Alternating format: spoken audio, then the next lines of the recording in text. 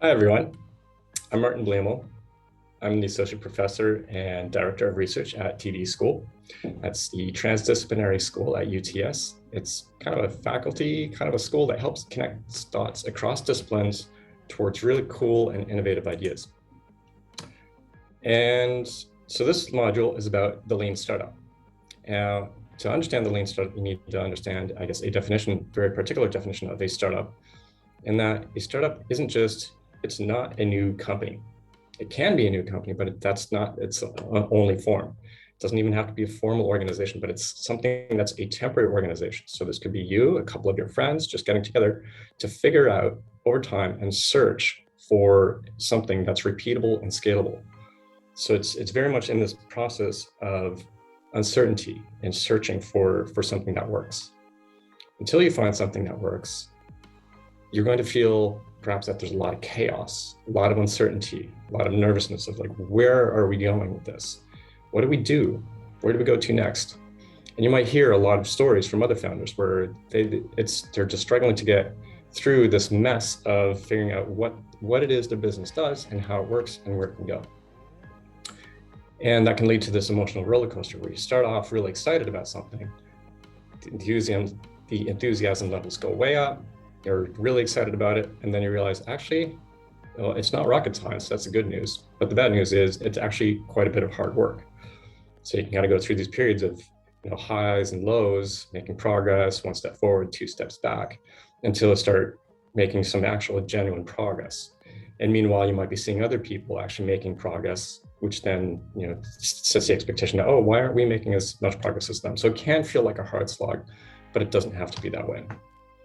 So in a sense, what the lean startup does is it brings a scientific method of experimenting to startups. In a conceptual way, there's a nice graphic by Gartner that says, you can start with an idea and you can ideate and kind of imagine and empathize what a customer might want. You can design it for that customer. You can get feedback from that customer. And then when you have something a little bit more concrete, like a prototype, then you start iterating on that prototype and try and come up with something that's actually concrete, tangible, functional, and then scale that. So there's an iteration cycle built into it. So we're going to focus very much, not just on that little iteration cycle, but this entire iteration cycle. And if you've read ahead, you might notice some of these blue words in here: build, measure, and learn. So those are kind of the three key parts, key steps of the lean startup loop. That's this build, measure, learn loop. Then the three other key concepts to learn in the lean startup are the minimum viable product. And we'll take that apart word by word because it's not actually minimum viable or product. Then experimental design and methods, and lastly, pivoting. You might have already heard these words. Now, the build, measure, learn loop, the way it's even just conceptualized suggests that you should build something, a prototype, get it out there, measure the feedback, measure whatever data you can from interaction with it, learn from that data, and then build the next thing. However, here's the plot twist. What you should do is actually start way over here with what you want to learn. So to figure out what you want to learn, you have to figure out your assumptions.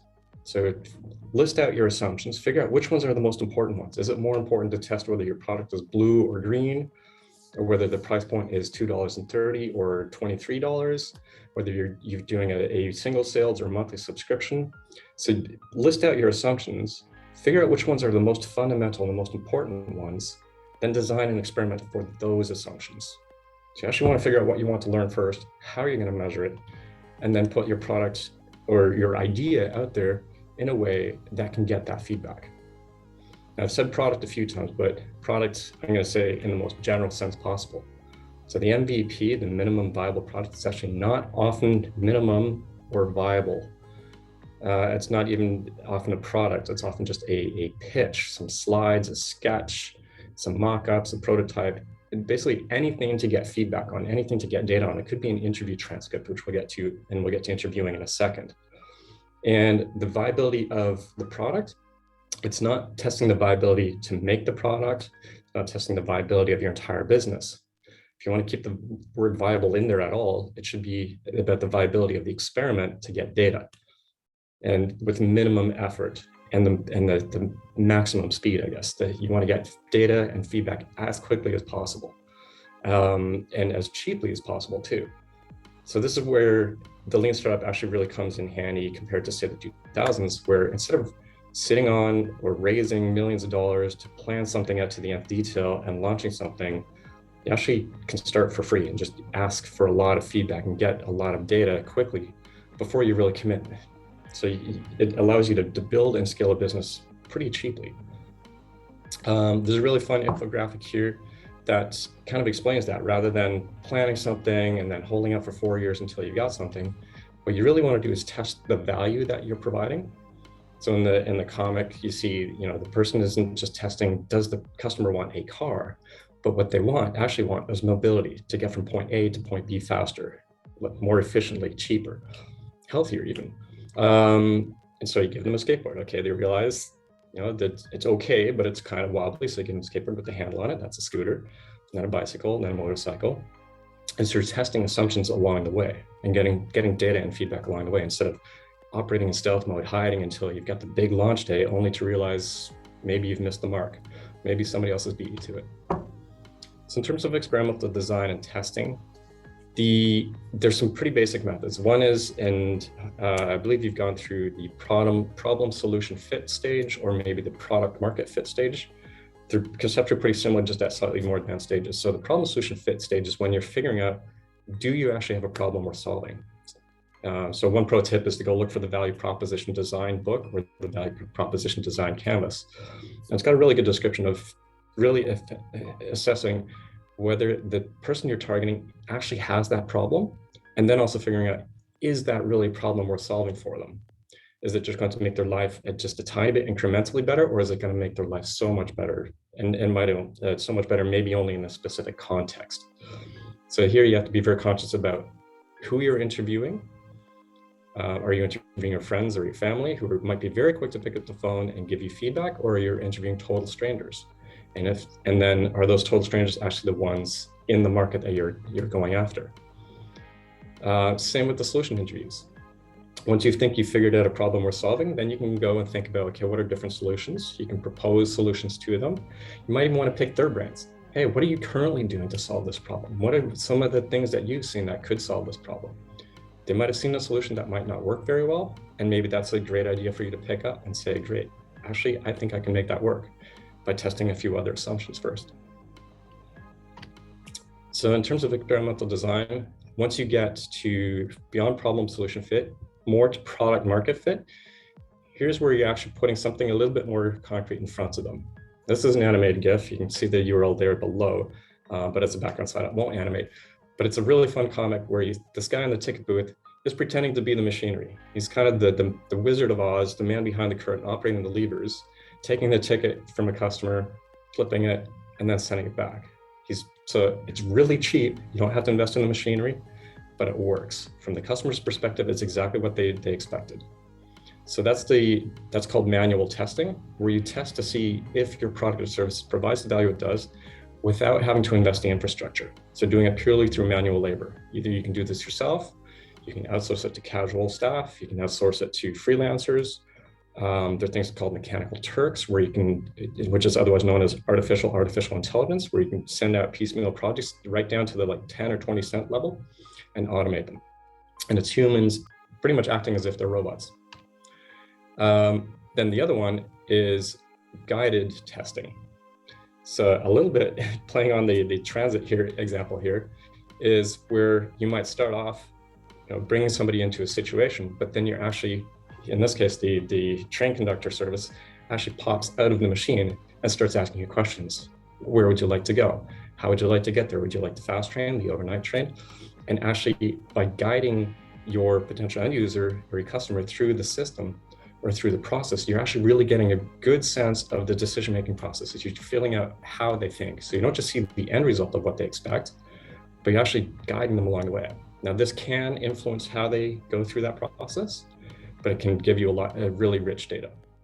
And again, there's a fun YouTube video and animation for that one too. And one of the last concepts is around pivoting. So this is where You might have heard the pivot a few times. There are many different ways to pivot. It can be a slightly overused term. So this is where you've decided what assumptions to test. You've gone through the build, measure, learn loop effectively. So you decided what to learn. You built a test for it. Then you've tested for it. You've gotten your data and your feedback. You've measured something from it. But then now what? What do you do with that data? Now this becomes really subjective, actually, really challenging to some founders, because sometimes the data doesn't tell you what you think. So you might go back and question your research design or your tests to see, okay, did we actually ask the right people the right questions? Did we put the right prototype in front of them at the right time? You don't have to accept people's feedback, but this is where you then reflect on what you've received, how you've designed that test, learn, and then decide which way to go next. Now, if you're lucky, actually, if you're lucky, you might learn a lot and change directions entirely and not waste a lot of time going down the rabbit hole. Or if you're lucky, you might actually find something that really reinforces what you're doing and say, hey, you're onto something, now it's time to scale. So if you read through the Lean Startup book, he's got a variety of different ways to pivot. You can pivot just on the product level, on the market level, in terms of the business model, the revenue models. There's a variety of different ways to change what it is you do. But the main thing is that it challenges who you are and what you offer and what you do. And it's a point to reflect. Some of this comes back to 1970s thinking, actually. So this is a model Henry Mintzberg proposed, where you might start off with a vague idea and have a fuzzy idea of where you want to go in the end. And then over time, you're still aiming for a general idea. And at specific times, as you experiment, then pivot. So that's more or less what the Lean Startup method is projecting. Back in the strategy sense, say if you're planning a wedding, you've got a very, very, very specific idea of what you want to do, and you do everything possible to make that idea happen. And it might go fantastically well, or it might not. There's a risk with the Lean Startup method that you end up in this adaptive mode, where if you react too much to every single test and every bit of feedback you get, that you end up drifting and you go way off course, and you actually lose that purpose that got you started. So if you remember that startup curve with the emotional roller coaster in the beginning, where you started really high, all excited, and then the reality of how hard it is to get there kicked in, you don't want to lose that high. You want to have that excitement of where you're going and why you're doing this here. So you really want to use the Lean Startup method, and I focus a lot on the customer here, but on every particular stakeholder, every aspect of your business. So if you look at the business model canvas, every stakeholder in your business is someone you can test with. So a lot of this relates, you'll see it a lot from marketing, product, brand, the sales model, but it applies equally to distribution, customers, investors, suppliers, pretty much everyone. So that's where we're at. Another philosophy that this builds off of is the effectuation logic cycle. And so this is the effectuation logic was developed by Sarah Saraswati, and it came out 10 years before the Lean Startup method too. It basically says, start with what you've got. Start with your vision, start with the resources, the network connections you've got. Your single most precious time, and his single most precious resource is your time. Start with your time, invest that time to figure out what you want to test, what you're going to learn, develop those prototypes, get that feedback, and then iterate and come back and pay attention to some of those lucky insights. So if you design your test too specifically, you might only get the feedback you want, but you actually, if you design your test a little bit more broadly, you might actually get some really serendipitous moments where you realize, actually, wait a second, did that person just say they're interested in something else? That might actually be a bigger opportunity for you. So the logic is basically, don't aim too much for what you want at the very end, but keep that in mind and envision it, but start with what you have. And most of that is your time. Start with what you have to design these experiments, to get the feedback, either simply through interviewing people, reaching out to individuals, your mentors, your family, your friends, random people off the street, or in specific contexts where you think they're going to buy your product, and get that feedback and get it as quickly as possible. And then come back and very kind of strategically think about what the priorities are, what the priority of your assumptions are, and how to make sense of them. So that's everything for me for the Lean Startup cycle. I hope you enjoy the rest of the modules.